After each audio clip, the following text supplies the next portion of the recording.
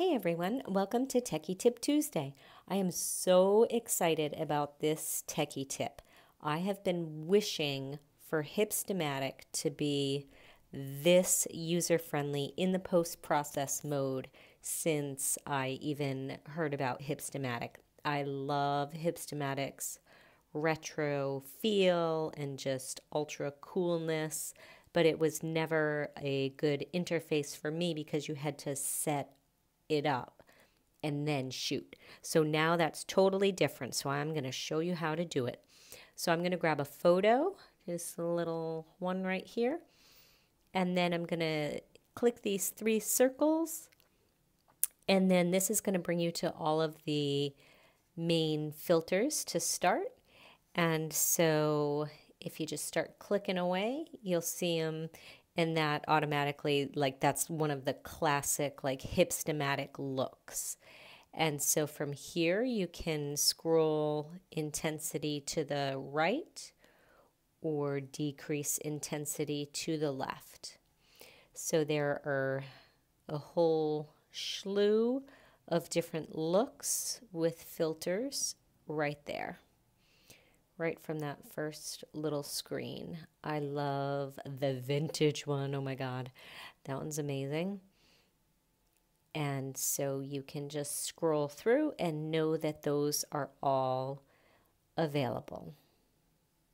So I'm just going to choose one and then show you some other features. And so after you pick which one you like, hit the thingy over here on the right.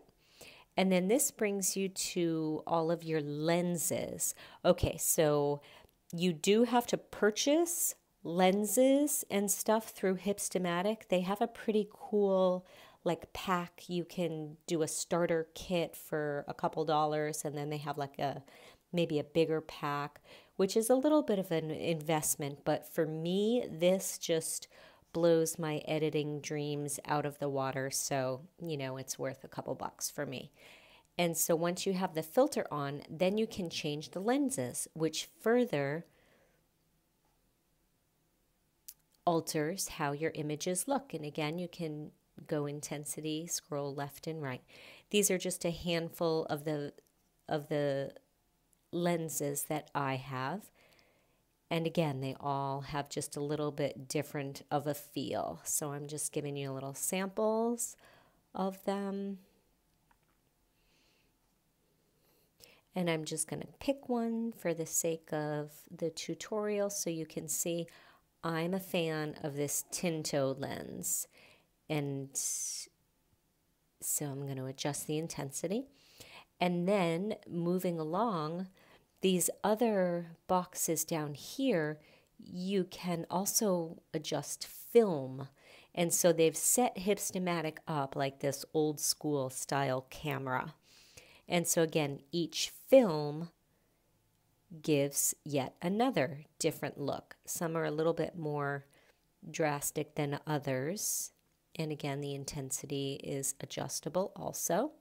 And so depending on which filters you choose to invest in, if any, gives you a little bit of insight into how those work. Other features are a flash. We'll adjust the light source. I'm going to let you go through those on your own. They have cropping, straighten, exposure. So all of these are totally adjustable. And again, remember that if you're using something like Hipstamatic and you can't get it to exactly where you want it, bring it into another app, bring it into Snapseed and adjust the contrast, which you can't do in Hipstamatic. So I think it's a great starting point. You can adjust the highlights and shadows, add frames, add grain. And so I'm going through this pretty quickly. And so if you're brand new to editing, just go through all of these and see what happens. There's a great depth of field here and curves. I'm going through this for the people who are quite familiar with editing as a bonus tutorial, and you'll get it if you're new to it. So I'm going to actually go back.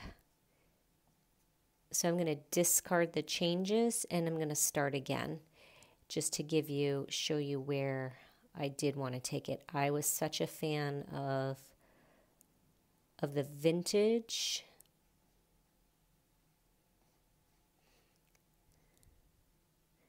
and the Tinto.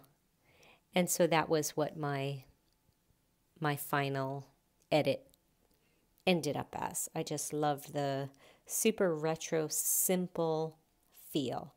So I'm going to have a blast with Hipstamatic, and I'll be up many late nights editing throughout this course, and I hope you enjoy it too.